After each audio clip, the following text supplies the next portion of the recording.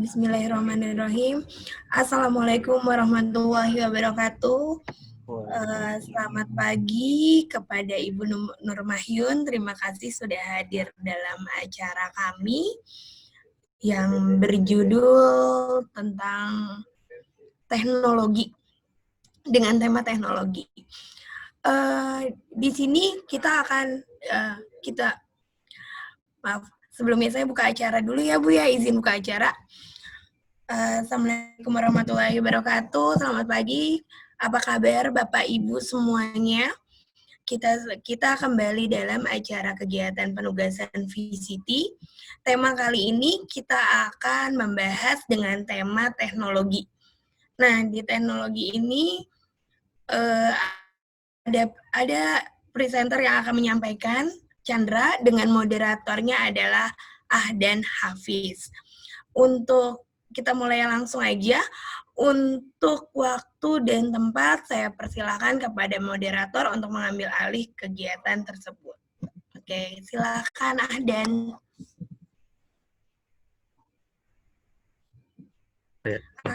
Assalamualaikum warahmatullahi wabarakatuh. Sebelum mulai acara ini, mari kita awali dengan berdoa menurut kepercayaan masing-masing. Berdoa, mulai.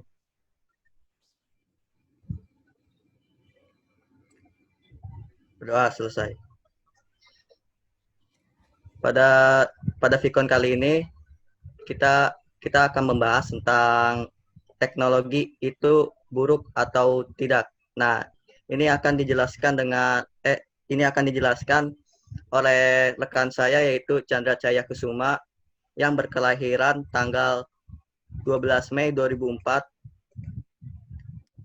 Beliau akan menjelaskan tentang apa itu teknologi, tentang apakah teknologi itu buruk ataukah teknologi itu baik. Ayo, silakan Chandra Cahya Kusuma.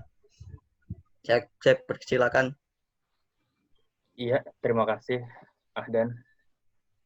Sebelumnya saya izin mau share screen dulu.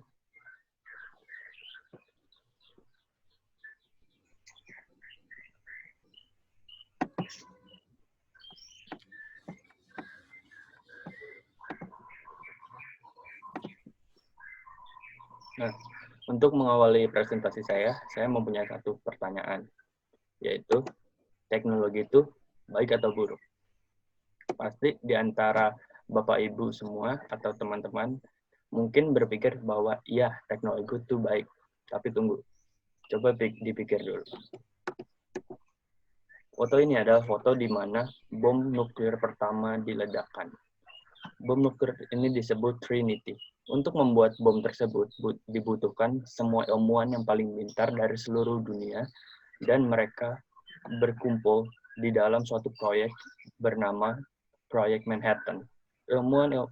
Beberapa ilmuwan yang mengikuti proyek ini diantaranya ada Richard Feynman, bahkan Albert Einstein. Mereka dan para ilmuwan lain yang berkumpul dalam proyek Manhattan dan membuat teknologi yang bahkan sebelumnya belum pernah ada demi membuat bom nuklir ini. Dan pada akhirnya, para ilmuwan berhasil membuat bom nuklir.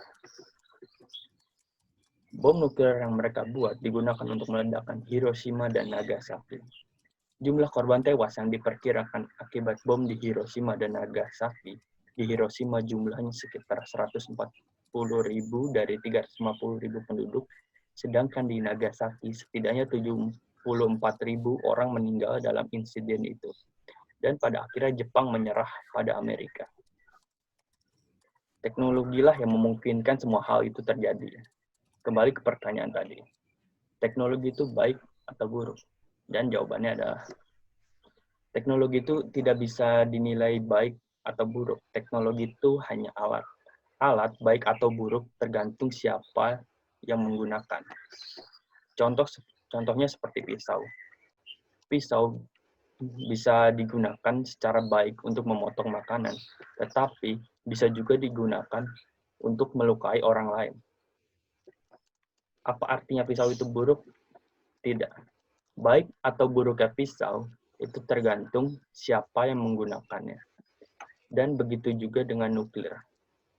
Dari hasil penelitian, studi, dan research yang dilakukan di proyek Manhattan, terciptalah energi baru, yaitu energi nuklir. Berikut ini contoh gambaran pembangkit listrik tenaga nuklir. Negara-negara seperti Paris, Belgia, Ukraina, dan masih banyak lagi, mereka sangat bergantung pada energi nuklir sebagai energi alternatif mereka. Seperti pisau, nuklir untuk baik atau buruknya tergantung bagaimana yang menggunakannya dan siapa yang menggunakannya untuk apa. Mungkin presentasi yang kali ini cukup sekian. Mungkin dari para audiens ada yang mau bertanya. Kalau mau bertanya bisa raise hand atau langsung nyalain mikrofon atau di kolom chat. Sekian. Saya kembalikan ke moderator.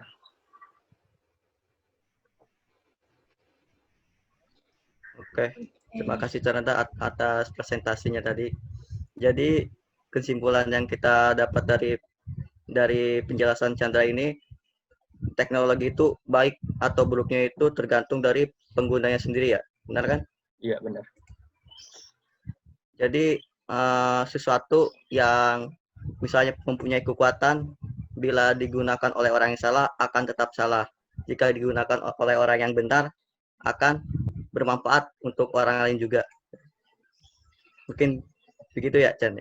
Iya, begitu. Oke, kalau jika ada yang ingin bertanya, audiens bisa raise hand atau juga chat private dengan saya.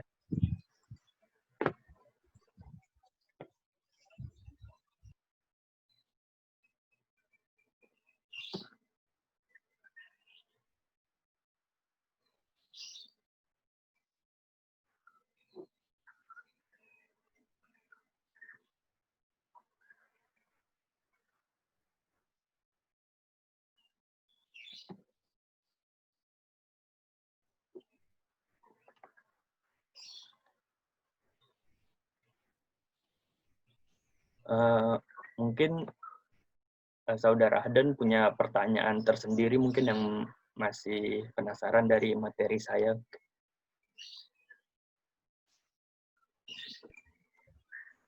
Coba berikan contoh lain, Chan, tentang penggunaan teknologi itu dalam bidang pendidikan atau juga bidang lainnya itu. Berikan contoh tentang penggunaan teknologi dengan baik. Gimana? Menurut saya sih nggak usah jauh-jauh ke teknologi yang udah maju ya. Handphone aja itu kan merupakan salah satu teknologi yang semua orang udah punya pastinya kan. Nah, handphone itu bisa digunain secara baik untuk belajar atau mencari materi. Tapi bisa juga digunain secara buruk untuk seperti menyebarkan hoax ataupun yang lainnya. Itu sih contoh paling sederhana yang mungkin semua orang tahu.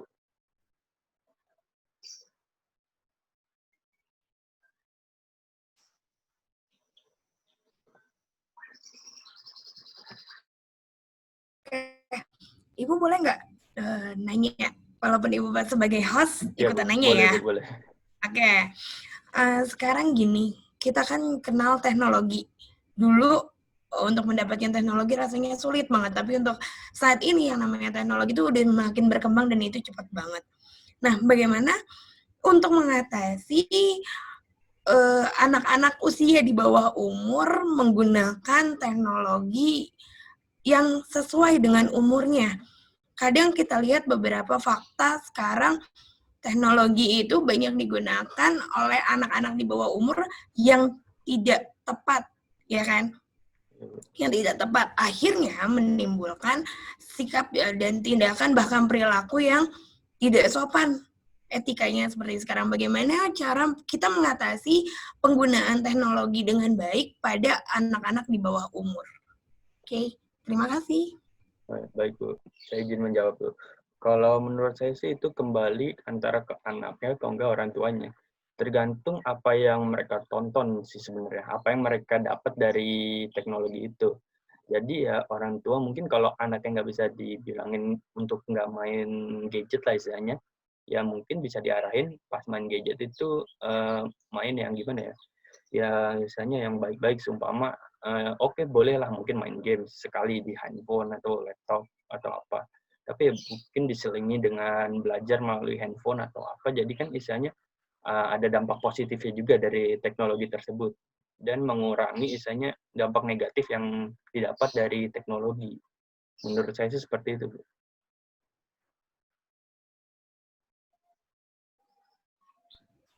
Oke, makasih. Iya, Bu.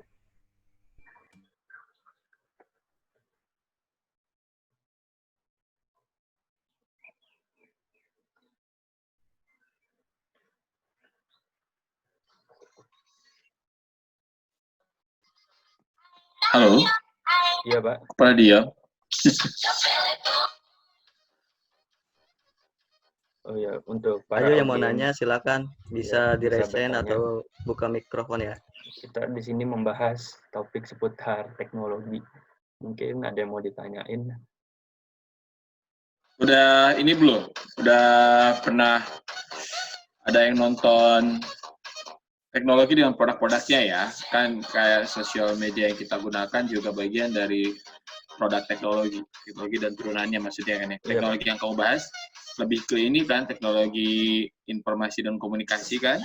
Enggak, saya lebih Karena membahas fungsi teknologinya, Pak. Fungsi teknologi itu sendiri. oke, maksud saya fungsi teknologi yang kamu bahas itu kan teknologi beragam banget kan. Iya, Pak. Mobil kamu pun bagian dari produk teknologi, kulkas kita bagian dari produk teknologi. Yang kalian, saya baru datang misalnya, yang kalian bahas itu lebih ke apa sih namanya, dampak teknologi di bidang IT bukan? Sebenarnya bukan dampak Semuanya. teknologi di bidang, ya mencakup semuanya. Fungsi. Mencakup semuanya. Oke. Ada yang udah pernah nonton ini belum? Film Social Dilemma atau film saya lupa namanya yang tentang hacker itu. Oh, Who Am I ya? Itu kan serial kayak ya. Bukan serial. Ada tuh, lupa tuh. Apa namanya? Ternyata yang saya perhatikan ya dari beberapa film tentang IT yang saya lihat, saya fokus ke teknologi IT ya. Itu kayak pisau bermata dua. Memang satu sisi bisa dimanfaatkan untuk kepentingan manusia, sisi lain juga bisa berdampak buruk banget buat kehidupan manusia. Nah, saya pengen tahu nih ya, di dunia kalian, yang anak sosial kalian, kalau saya tidak terlalu intens ya, misalkan dengan sosial media, paling kalau saya dengan WA doang gitu, sekali buka Instagram, atau seringnya kalau pengen iseng baca buka-buka Twitter. Se-edik apa sih, separah apa adiksinya atau kecanduannya anak-anak remaja sekarang terhadap gadget atau sosial media, ataupun produk-produk teknologi yang berkaitan dengan TK ya, seperti game, seperti video-video apa sih kayak TikTok kayak gitu di sosial media dan turunannya, dan game online dan lain sebagainya lah. Separah apa sih kecanduannya anak-anak sosial kalian remaja sekarang terhadap hal-hal tersebut? Karena buat saya ini parah. Buat saya sih, saya udah bisa bilang parah, makanya pertanyaan saya, separah apa sih? Karena kalau membandingkan dengan zaman saya dulu, ya memang karena zaman saya dulu nggak ada ini ya, nggak ada gadget yang seperti sekarang. Tapi kita kan hidup di dunia realita, ya di dunia kita menginjak bumi yang nyata. Sementara teknologi yang ada di sekitar kita sekarang membawa kita jauh dari dunia itu gitu. Soalnya tuh hidup kita tuh dengan handphone, dengan sosial media, atau dengan game dulu. Nah, menurut kamu, pertanyaan saya, oke deh, pertama, apakah sudah parah tingkat adiksinya sehingga membuat remaja sekarang itu tidak mampu bersosialisasi dengan baik, tidak mampu tidak punya interaksi sosial yang bagus, bahkan dengan orang-orang terdekatnya di rumah pun? Apakah sudah parah atau tidak menurut kalian? Dan bagaimana cara kalian, anak-anak sosial kalian untuk menyeimbangkan kehidupan kalian antara main gadget dengan hidup di dunia nyata, berinteraksi dengan orang sekitar kalian. Paham maksud saya? Paham, Pak. Halo? Oke, coba siapa yang dijawab? Siapa yang tahu pendapat kalian? Izin menjawab, Pak. Kalau masalah seberapa adiksinya, seberapa kecanduannya anak-anak sekarang dengan gadget sih, menurut saya udah cukup kecanduan. Karena pertama yang saya lihat, anak-anak sekarang tuh secara simpelnya apa-apa aja dibuat di Snapgram, di-update di status mereka, lagi ngapain di-update. Itu udah salah satu. Semuanya demi konten gitu ya? Demi konten, biar banyak yang lihat gitu mungkin pikirnya. Nah, itu salah satu contoh keadiksian gadget terhadap anak-anak sekarang. Dan menurut saya tuh cara menyeimbanginya tuh ya kita boleh pakai gadget juga untuk mungkin bersosialisasi, kayak saling komunikasi aja mungkin kan. Apalagi kayak corona sekarang ini kan nggak boleh sering-sering keluar, apalagi ketemu orang kan. Ya mungkin kita bisa gunain perangkat gadget untuk ya yang seperti saya bilang tadi, bersosialisasi gitu, ngobrol sama orang, atau mungkin ikut vikon seperti ini juga bisa. Menurut saya gitu untuk cara menanggulanginya. Jadi ya seimbangin aja apa yang itu ya, pokoknya ya kalau itu pokoknya apa yang negatif itu mulai kurangin aja menurut saya. Oke. Oh ya. Saya ini ya maksudnya. Bisa nggak anak sosial kalian hidup nggak pakai handphone bareng sehari 2 hari gitu? Kalau kamu, Chandra, saya sih jujur nggak pegang handphone pernah nggak? Pernah. Pegang handphone sehari 2 hari? Pernah dulu. Bukan karena rusak. Ada handphonenya, tapi kamu udah cukup apa enggak? Pernah. Kalau handphonenya rusak lain soal. Enggak, dulu tuh pernah di ini gara-gara itu sih, nggak ada sinyal dulu tuh di kampung. Iya kan, terpaksa. Kampung. Karena nggak ada saya pilihan. Nggak main gadget. Karena nggak ada pilihan kan. Kita punya ada sinyalnya, ada kuotanya, tapi udah cukup main gadget mulu gua gitu. Pernah Adan? Kalau Adan jauh dari gadget gitu? Ya saya setiap jam juga pegang HP terus, Pak. Nggak bisa lepas dari HP juga. Karena emang saya punya bisnis di HP juga, saya harus tetap standby dengan HP. Oh. Jadi setiap hari harus ketemu dengan HP.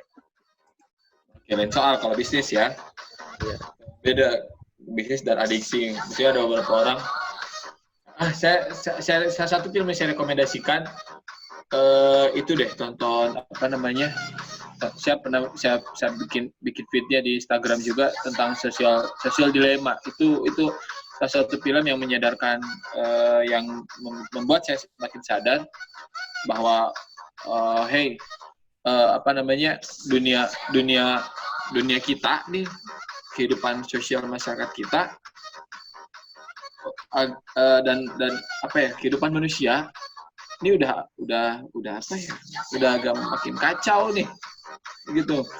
Kita nggak sadar tentang itu, tapi beberapa peneliti psikologi sosial gitu, terus ahli-ahli di bidang IT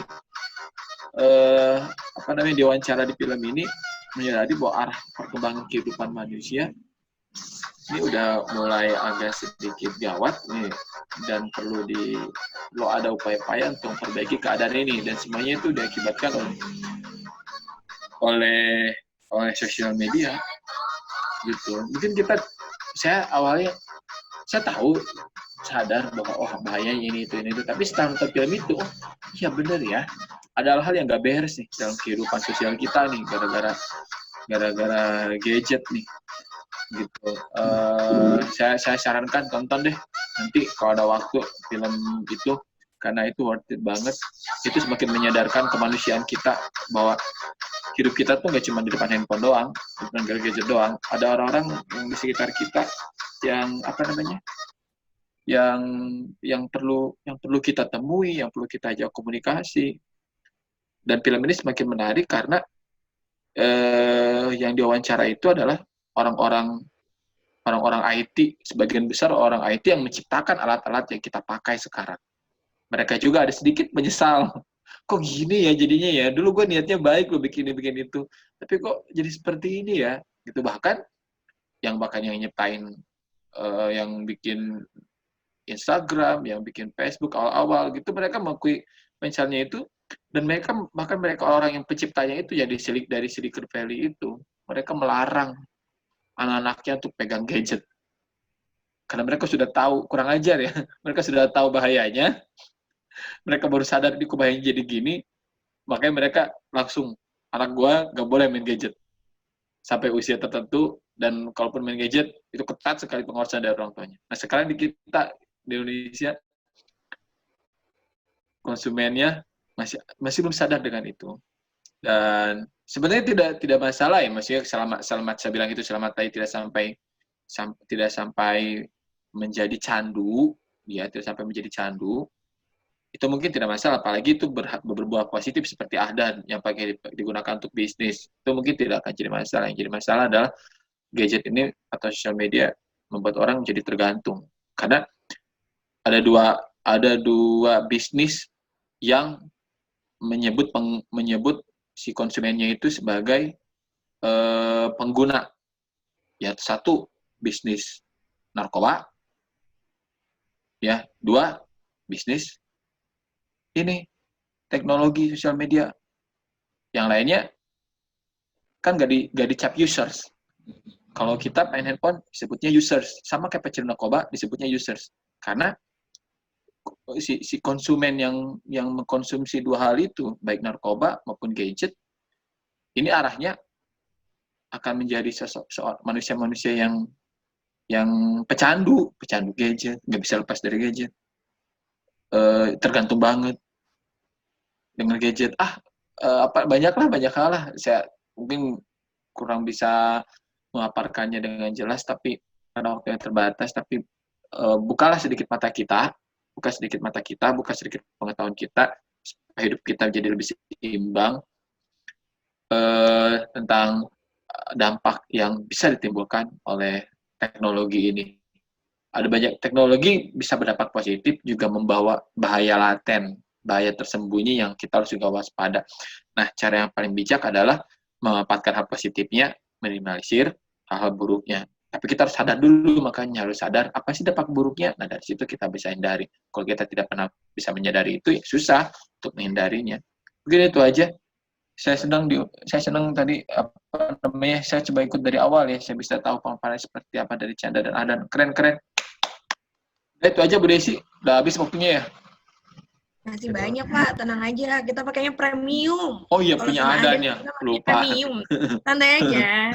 Kita masih punya banyak waktu loh, masih 10.25 kan, kita mulai jam 10, masih ada sekitar 30 menit kalau mau diungkapkan lagi Pak.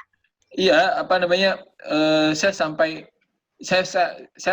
kalau saya terkesan, saya pasti akan buat sesuatu. Saya juga bukan anti sosial media ya, maksudnya Ahdan atau Chandra. Saya pernah nyobain install sosial media, tapi emang dasar saya mah bukan orang yang, saya senang IT, tapi bukan orang yang senang tampil gitu. Paling yang masih ada di handphone saya Twitter, karena Twitter saya banyak belajar banget gitu dari Twitter gitu, karena yang saya follow adalah orang-orang yang saya pikir bermanfaat untuk saya gitu. Jadi saya pengen ketika buka sosial media ada sesuatu yang positif yang bisa masuk ke kepala saya. Memang dari awal saya membuat sosial media, niatnya udah itu. Ketika saya bikin Instagram gitu, saya pengen lihat ada sesuatu yang positif yang masuk ke kepala saya. Jadi dari awal saya bukannya pengen berinteraksi dengan orang-orang gitu. Saya pengen cari sesuatu yang positif, cari pengetahuan. Memang niat awal dari saya seperti itu, walaupun di pertengahannya saya juga follow artis kadang-kadang, follow Lambe Turah, gitu, hanya sekedar hiburan aja gitu, serius-serius terus kan males banget. Saran saya nih buat kalian yang masih remaja, ya itu dia tadi, buka sedikit mata dan kepala kita, dan pengetahuan kalian buka sedikit, terus sedikit buka wawasannya untuk melihat bahaya-bahayanya, untuk jangan cuma melihat peluang ekonomi gitu, jangan cuma ngelihat bisa bersenang-senang aja lewat sosial media, tapi kita perlu tahu sisi-sisi negatifnya gitu, sisi negatifnya yang perlu kita minimalisir. Itu aja mungkin, Bu Desi. Saya juga baru ngeh kalian bahas ini, tapi keren, kalian udah berani bahas hal kayak gini, bagus banget. Oke. Jadi apa? Jadi teknologi itu baik dan buruknya tergantung dari penggunanya ya, Pak? Iya. Tapi ada memang teknologi yang lebih banyak buruknya kok. Tapi kan kita bisa memilih. Manusia kan punya kemerdekaan. Kalau emang itu buruk, kayak misalkan kayak saya kayak kemarin kan ingat gak waktu di Australia ada penembakan di Australia, di New Zealand ada penembakan masjid. Penembakan masjid. Ya, Pak? Itu kan si pelakunya akibat apa? Akibat terinspirasi dari sih, Pak, itu, Mas. Penyimpangan. Iya. Entah apapun judging-nya, mau itu penyimpangan atau apapun ya. Tapi si pelakunya bilang bahwa apa yang dilakukan terinspirasi dari game kan? Dari game, dari PUBG ya, dari PUBG atau dari apalah gitu. Dan itu jadi inspirasi buat dia untuk melakukan hal yang sama, karena dia membenci, ada objek yang dia benci, kemudian direlasikan dalam dunia nyata, dan dia lakukan apa yang dia bayangkan di game, dia lakukan di dunia nyata. Jadi saya pernah baca sedikit, yang nggak tahu mungkin salah atau tidaknya, apa yang masuk ke kepala kamu akan jadi memori di kepala kamu. Ketika ada situasi yang mendukung, maka memori itu akan keluar. Jadi kalau kamu dari kecil nonton film kekerasan terus, satu saat ada situasi yang mendukung, maka memori yang pernah kamu lihat tentang kekerasan itu akan keluar di dunia nyata. Jadi kalau otak kita terus diisi masuk, pengetahuan kita diisi hal-hal yang buruk, ya cara berpikir kita, cara bertindak kita mungkin ada mengikuti apa yang masuk ke dalam kepala kita. Kalau tiap hari tontonannya, gamenya kekerasan terus, ya jangan salah, nanti masyarakat kita diisi oleh orang-orang yang mengekspresikan kekecewaan itu dengan marah-marah dan kekerasan. Karena yang mereka lihat sebagian besar di sosial media, di televisi, ataupun di game itu kebanyakan game kekerasan. Nggak heran kalau sekarang masyarakat kebanyakan anarkis, ngomongnya kasar. Lihat YouTuber yang nggak tahu, yang saya lihat, ya saya tidak menyalahkan semuanya. Kayak misalkan yang saya follow deh, saya juga udah mulai nggak suka. Saya follow Gopar Hilman dari 100.000 followernya. Tahu kan Gopar Hilman, mungkin di antara kalian yang tahu.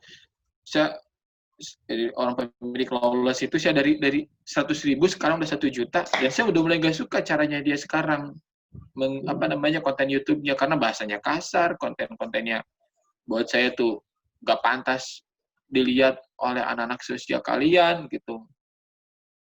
Akhirnya saya udah meninggalkan itu ketika saya sadar, ini impact-nya gak benar nih. Saya tinggalkan dia, saya tidak subscribe lagi dia. Jadi tidak ada tuh di homepage-nya ketika saya buka YouTube atau buka Twitter, tidak ada di homepage saya, karena saya menolak bukan menolak ya, saya follow dia, suka, tapi ketika ada si artis atau si influencer yang saya follow itu buat saya itu memberikan influence yang buruk buat masyarakat, ya udah saya punya kemerdekaan untuk tidak melihat mereka. Nah, kan tidak banyak orang yang sadar dengan itu. Kayak saya misalkan, saya nggak suka nih kekerasan nih, saya menolak itu. Ada beberapa, apalagi yang saya kalian bahkan pengen nyobain, pengen ketika ini tren, ikutan, segala macam. Kan tidak banyak yang, maaf ya, seperti saya, oke, ini saya buruk nih, nggak baik nih, saya nggak suka, saya nggak akan, gitu. Gitu maksud saya, gitu. Paham maksud saya? Paham, Pak. Ada nih gitu, maksudnya kita punya kemerdekaan. Kalau tidak, memang betul teknologi akan tergantung si orangnya. Tapi kalau kita mau jujur, ada banyak memang produk teknologi yang diciptakan, ya emang lebih banyak buruknya kok gitu daripada baiknya. Lebih banyak buruknya daripada baiknya gitu. Jadi kita Nah, sebagai pengguna ya kembali lagi, pinter-pinter aja menggunainnya. pintar-pintar ya, pintar-pintar. Karena kan banyak korporat yang menciptakan itu kan orientasinya hanya keuntungan, bukan nggak penting moral gitu kan, nggak penting apa sih etika, yang penting ekonomi, yang penting duit kan. Banyak yang kayak gitu kok sekarang. Gitu, yang penting mendapat duit dari situ. Makanya banyak yang bikin konten aneh-aneh kan demi viewers. Bodoh amat apa itu moral, apa itu. Yang penting follower gua banyak, yang penting endorse gua banyak dan lain sebagainya. Nah, YouTube pun dulu diciptakan kan buat awalnya bukan untuk kayak gitu kan, bukan untuk dagang, bukan untuk apa namanya, bukan kayak untuk bikin segala macam. Tapi kan arah perkembangannya kok jadi kayak gini ya, gitu. Beberapa orang kok melihat kok cukup banyak ya influence dan buruknya, dan YouTube sendiri tidak bisa mengkontrol itu. Akhirnya perlahan-lahan tuh kesini ada yang dibuat age restricted, ya kan, apa namanya, kalau misalkan video konten-konten dewasa tidak menampilkan age restricted-nya, kadang di take down oleh YouTube gitu. Atau dulu belum ada kolom report, sekarang udah ada kolom report. Dulu waktu awal-awal kan belum ada gitu. Ya gitulah, pokoknya pesan saya intinya apa yang saya bicarakan, kita lebih hati-hati, kita harus lebih aware, kita harus lebih buka mata kita. Tidak semua produk teknologi punya impact baik. Ada impact buruknya, dan itu harus kita waspadai. Karena kalau kita tidak sadar dengan impact-impact buruk itu, maka keadaan sosial masyarakat kita, kehidupan sosial masyarakat kita ya semakin kacau buat saya. Sekarang pun udah semakin kayak gitu. Coba lihat bahasa-bahasa kasar, maaf ya, kayak anjing apalagi, itu jadi hal yang biasa kan. Kalian pun di grup kalian, misalnya di grup apalah gitu, di luar yang nggak ada gurunya, bahasa-bahasa kasar tuh udah jadi mungkin apaan sih kok lu marah. Buat kami itu mengkhawatirkan, buat kami orang tua ya, buat kami guru itu mengkhawatirkan. Terus konten-konten pornografi, bahasa-bahasa pornografi, dan itu udah jadi biasa di kehidupan remaja, itu buat kami itu mengkhawatirkan. Nah, itu apa impact dari tidak ada filter dari berbagai produk teknologi yang masuk ke masyarakat kita. Kalau dulu mah gampang, departemen penerangan, lembaga sensor mau nyensor yang masuk gampang karena medianya cuma TV, film, majalah. Kalau sekarang nggak, susah banget untuk mensensor itu. Kamu bisa buka apapun di handphone kamu kan. Kamu bisa buka apapun lah itu. Bahkan kadang-kadang iklannya juga kan. Kalau dulu ada iklan pakaian yang berbikini, kita langsung dipindahin sama orang tua saya. Kalau sekarang kamu buka YouTube, kadang-kadang tuh buka produk apa gitu, tiba-tiba ada aja muncul yang biasa. Dan itu kebawa ke media, kebawa ke kehidupan nyata. Jadi kalimat-kalimat berbau pornografi atau aktivitas perilaku yang mengarah-arah ke pornografi, itu mungkin jadi hal yang biasa. Dan yang bikin saya kecewa, banyak influencer yang buat kami orang tua, bahasanya kasar, mempromosikan kehidupan bebas, mempromosikan alkohol, itu malah followernya banyak. Chan, ada mau tanya Chan ya? Bu Nah, Desi siapa tuh? sendiri yang mau nanya. Silakan Bu. Iya Bu. Di unmute dulu Desi. Lupa. Udah. Oke. Iya Pak, cuma pengen menanggapi aja. Seru sih kalau emang kita bahas teknologi ya Pak ya, apalagi teknologi informatika. Kayak nggak ada ujungnya gitu loh Pak kalau misalkan kita ngebahas tentang teknologi informatika. Jangankan sekarang, apalagi masa pandemi ini. Masa pandemi kita harus pinter-pinter deh milih-milih bagaimana sih penggunaan teknologi yang baik buat kita yang memang sudah dalam ranah bekerja, buat anak-anak Apalagi anak sekarang tuh banyak banget nyantainya. Saya kerasa dari sepupu saya.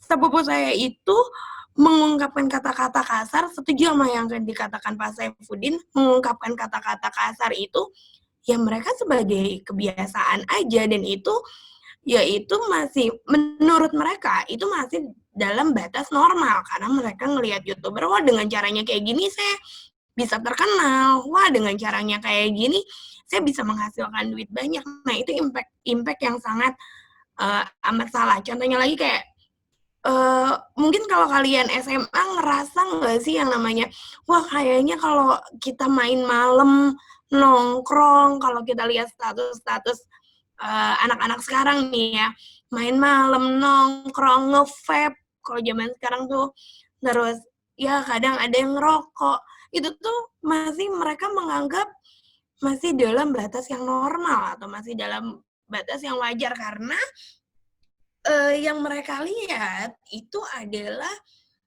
orang-orang yang emang berpengaruh, yang artinya itu mereka tuh influencer yang mereka ikuti. Menurut mereka itu benar akhirnya, tapi menurut orang tua kami, sebagian besar kami sangat miris melihat anak-anak SMA sekarang gaya berpakaiannya menurut mereka itu oke, tapi menurut kita itu apa ya, itu norak gitu, itu nggak sesuai kode etik. Balik lagi, kita masih hidup di negara Indonesia yang budayanya itu kuat, yang budayanya itu masih lebih tepatnya kita itu masih menjaga yang namanya etika atau tata krama dari adatnya. Itu sih balik lagi, Ibu cuma menanggapi itu, tapi Ibu pengen tahu ketika kalian nih posisinya di anak SMA sekarang, ya kan, menanggapi influencer-influencer yang menurut kita sebagian orang tua itu besar, berpengaruh nggak sih dalam kehidupan kalian? Ada satu influencer nih yang menurut saya ini baik nih, atau ada nih, wah ini keren nih dengan bahasanya kayak gini, saya bisa ngikutin. Ada nggak sih influencer-influencer itu berpengaruh dalam kehidupan kalian? Oke. Ya, Bu, baik, Balik Bu. lagi ke Aden. Silakan Aden. Chan, silakan dijawab, Chan. Ya, saya mau menjawabkan, katanya pengaruh, kata Bu Desi, pengaruh influencer itu pengaruh nggak sama kita gitu kan. Nah, kalau menurut saya sih, kalau saya pribadi sih kalau nonton itu tuh ya yang baik ya saya terapin di saya, yang buruk-buruknya nggak saya tonton mungkin, atau mungkin ya nggak saya terapin di hidup saya. Karena saya juga mungkin milih-milih tontonan kalau nonton YouTube juga. Apa yang saya suka dan baik itu ya saya tonton, gitu aja. Mungkin Ahdan mau nambahin. Kalau tentang tontonan sih menurut saya ya sesuai selera sendiri-sendiri sih. Ada yang bilang si A ini bagus, ada yang juga bilang si A ini jelek, tergantung dari anaknya sendiri dan juga lingkungannya. Misalkan teman-temannya ini ngelihat misalkan contoh YouTuber YouTuber Erpan misalnya, Erpan 1140. Nah, si teman-teman ini nonton, pasti kita juga ikutan nonton gitu. Jadi sebenarnya ini yang pengaruh ini lingkungannya sama dirinya sendiri sih. Jadi tergantung kita juga sih suka nonton itu juga, suka nonton influencer yang buruk, apa ya? Tergantung kita juga sih suka nonton itu apa enggak. Jadi sesuai selera masing-masing anak. Ya, makasih tanggapannya. Silakan Aden.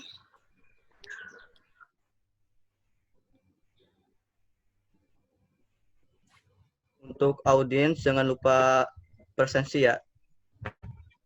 Dan kalau ada mau nanya silakan langsung raise hand. Ya, kalau ada mau nanya silakan mungkin chat atau raise hand, langsung nyalain mic. Kita di sini lagi ngebahas seputar teknologi mungkin. Waktunya juga masih lama. Masih cukup lama. Oke, kita waktu masih cukup lama ya. Masih ada sekitar berapa ada? 19 menit. 20 menit lagi sampai jam 11. Kita masih berapa menit lagi? 20 menit. 20, Bu. Sampai jam 11 siang. Oke, sampai jam 11 siang. Dan kalau dilihat di sini kita kedatangan guru PGRI 3 nih. Ada Pak Sandro, ada Pak Marco, ada pembimbing kita juga, ada Ibu Meti, ada Bu Tessa. Coba tolong ada, siapa tahu Bu Tessa atau Pak Sandro atau Pak Marco itu mau nanya. Oke, Bu Desi, mungkin saya sedikit ya, ada yang ingin saya nanyakan atau ingin meminta tanggapan nih sebagai pelajar khususnya ya. Chandra sama Akdan kan masih pelajar. Di zaman dulu, mungkin di zaman kita ya Bu Desi ya, ditanya begitu cita-citanya mau jadi apa, mau jadi dokter, tentara, polisi ya, seperti itu ya. Tapi sekarang ini rata-rata fenomena, jangankan untuk anak SMA, anak SD aja sudah tahu ditanya apa, jadi YouTuber. Mau jadi apa tuh yang dia bikin misalkan Mobile Legend gitu atau Free Fire, dia ngebentuk-bentuk gitu ya, intinya nanti diupdate ke YouTube dan dia sudah punya pandangan sejauh itu gitu, padahal itu masih mungkin di anak SD atau anak SMP. Dan saya lihat juga sekarang nih luar biasa sekali, lagi pandemi seperti ini di daerah saya pun ya ponakan saya sendiri di saat daring dia malah kumpul-kumpul ya untuk mabar seperti itu. Nah, tanggapannya seperti apa nih sebagai pelajar dengan fenomena-fenomena yang terjadi ini di masyarakat seperti ini? Itu aja sih mungkin yang ingin saya sampaikan. Terima kasih. Silakan Chandra Saifusuma. Nanti saya tinggal menambahkan saja. Ya, apa ya, kalau mungkin gitu sih, balik lagi ke perkembangan zaman serta pengaruh lingkungan juga sih menurut saya. Yang kalau istilahnya seperti yang awal Ahdan tadi ngomong, pengaruh lingkungan itu sangat berpengaruh terhadap orang atau anaknya itu sendiri. Kalau seumpama di lingkungannya itu isinya anak-anak yang suka main game, atau apalah, atau suka bersosial media, otomatis orang atau kita mungkin kalau yang ada di lingkungan situ mungkin akan terpengaruh. Dan itu juga kembali lagi ke orangnya. Kalau orangnya itu mungkin bisa memfilter, dia mungkin hal-hal buruk yang dari lingkungannya itu mungkin bisa bisa terfilter atau tersaring, jadi dia bisa ngambil yang positif dan menghilangkan yang negatifnya. Mungkin menurut saya seperti itu. Mungkin Ahdan ada tambahan? Soal yang anak yang pengen jadi YouTuber itu juga, dia mungkin karena melihat orang atau influencer yang ada di YouTube ini berpenghasilan yang lumayan cukup banyak, bisa per bulan, bisa puluhan juta juga. Nah, mungkin itu tuh yang menjadi keinginan seorang anak menjadi YouTuber juga. Tapi ya, karena balik lagi, mereka tuh mikir uang, nggak mikir itunya, nggak mikir gimana cara mereka menyajikan konten mereka. Iya, padahal nggak semua YouTuber itu juga sukses gitu. Jadi keinginan anak menjadi YouTuber ini malah menurunkan semangat belajar gitu. Malah keinginannya ini untuk misalkan kontennya ini bermain game. Nah, pasti anaknya ini berusaha membuat konten bermain game. Nah, pasti ini akan merusak waktu belajarnya dia juga. Jadi sebenarnya ini peran orang tua juga penting untuk membatasi penggunaan gadget. Itu sih menurut saya. Jadi yang penting ini sebenarnya mah peran orang tua sendiri yang harus membatasi penggunaan gadget.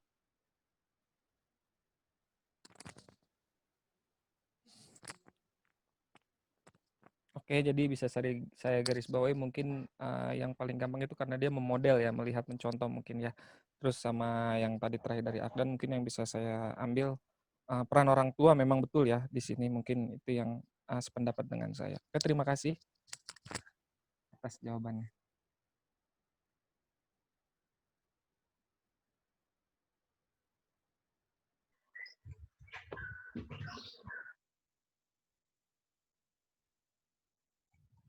Waktunya masih lama, tinggal 10 menit lagi, 10 menitan.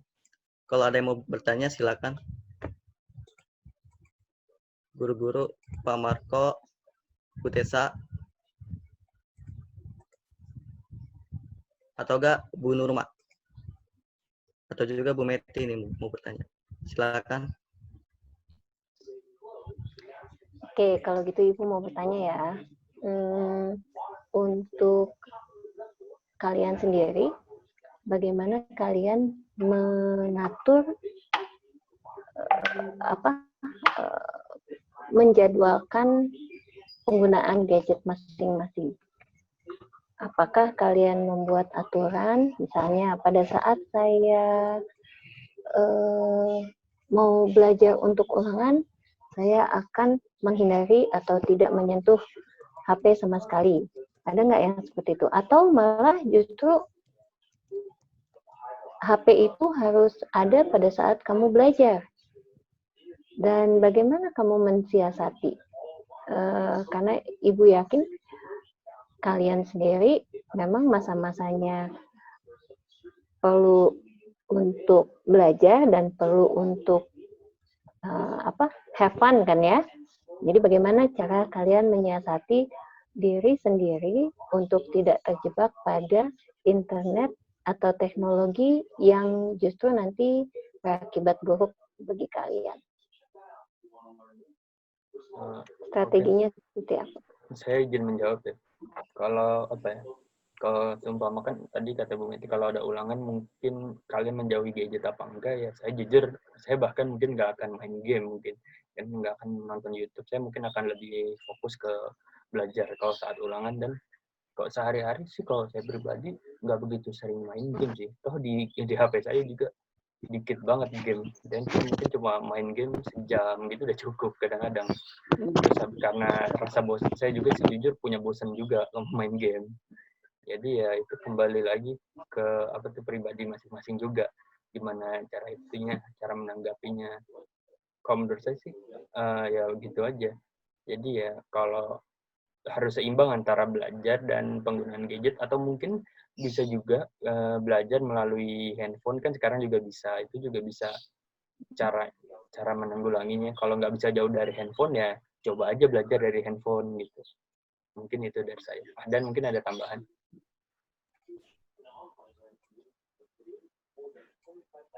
Saya juga sama ya. Kalau main game nggak akan lebih dari sejam karena ya emang bosan.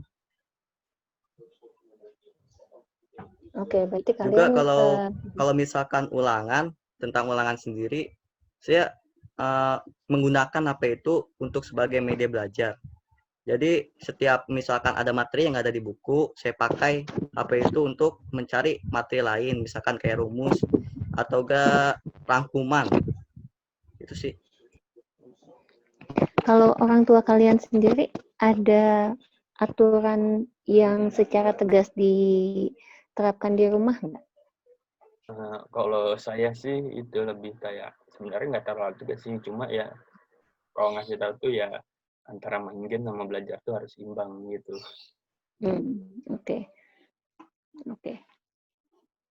Oke, terima kasih Sandro. Sama siapa tadi? Chandra, saya sama Chandra ya, Chandra. Dan Ahdan. Oke. Ya. Yes. Makasih. Iya, Bu. Ya, Bu, terima kasih juga, Bu.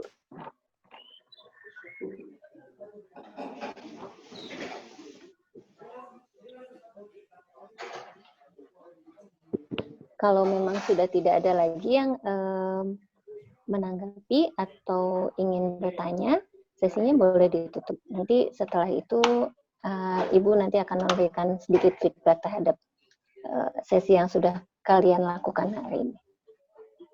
Oke? Oke, Saudara Ahdan mungkin. Ya, terima kasih untuk audiens yang sudah datang pada Vicon kali ini. Semoga ilmu yang didapat dari Vicon kali ini bermanfaat untuk di kehidupan kita sehari-hari. Semoga juga yang mengikuti Vicon kali ini sehat-sehat dan terlindungi dari wabah COVID ini. Jaga-jaga kesehatan dan juga jangan lupa cuci tangan setiap minimal 5 jam sekali. Terima kasih. Vicon ini saya tutup. Wabillahi taufiq wal hidayah. Wassalamualaikum warahmatullahi wabarakatuh. Waalaikumsalam warahmatullahi wabarakatuh. Oke, sebelum ditutup ruangannya. Oke, sebelum ditutup ruangannya, ada beberapa hal yang Ibu ingin sampaikan ya. Pertama untuk sebentar.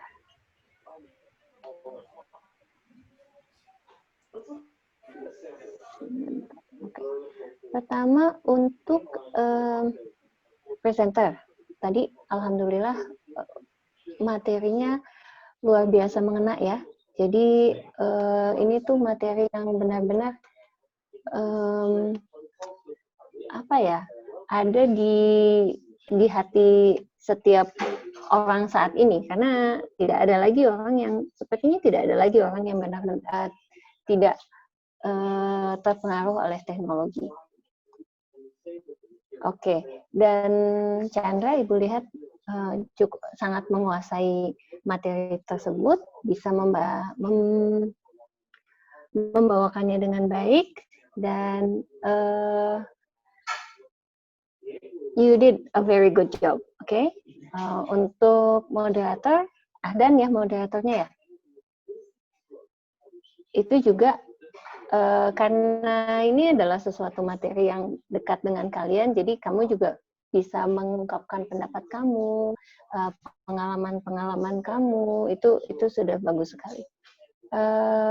Ibu lihat di jalannya sesi ini, Ibu senang karena satu, peran aktif dari siswa maupun audiens, ada guru tadi Pak Saifuddin ya, Ibu lihat juga cukup aktif dalam sangat aktif malah dalam mengikuti sesi ini.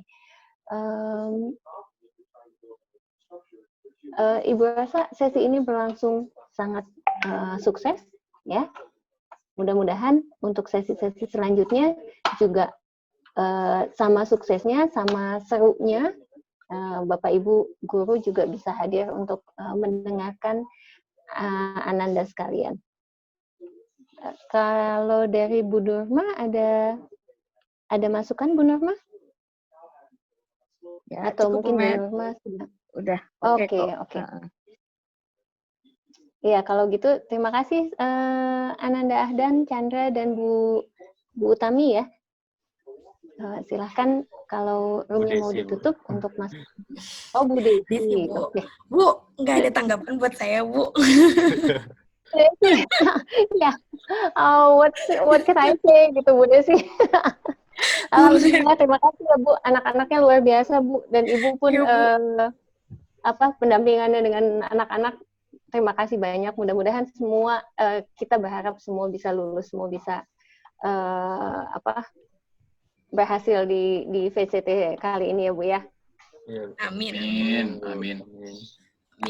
Saya sendiri masih belajar Bu, jadi host, jadi moderator, dan jadi presenter sebenarnya.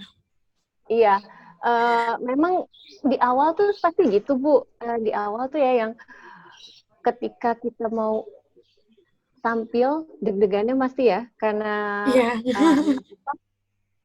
untuk mengetahui nge-mute anak-anak di mana atau nge-mute audiens di mana dan sebagainya, itu pas pengalaman pertama itu pasti akan membuat detak jantung lebih cepat lah. Tapi setelah, nah ini aja kita penugasan ada 6 kali kan ya, 6 kali penugasan, terus plus nanti diseminasi. Setelah itu kayaknya pada saat nanti sekolah mengadakan apapun yang berhubungan dengan webinar, insya Allah alumni VCT ini sudah akan siap, karena gitu doang gitu loh jadinya. Ya gitu doang ya. Iya Bu. Saya juga gitu. Ngaco awalnya. Ya memang semakin sering dilakukan semakin mudah bagi kita. Ya. Amin. Makasih ya Bu. Sama-sama. Makasih untuk Ibu Nurmahyun dan Bu Meti yang sudah hadir dalam acara VCT kita. Kita tutup ya acaranya. Assalamualaikum warahmatullahi wabarakatuh. Waalaikumsalam warahmatullahi wabarakatuh.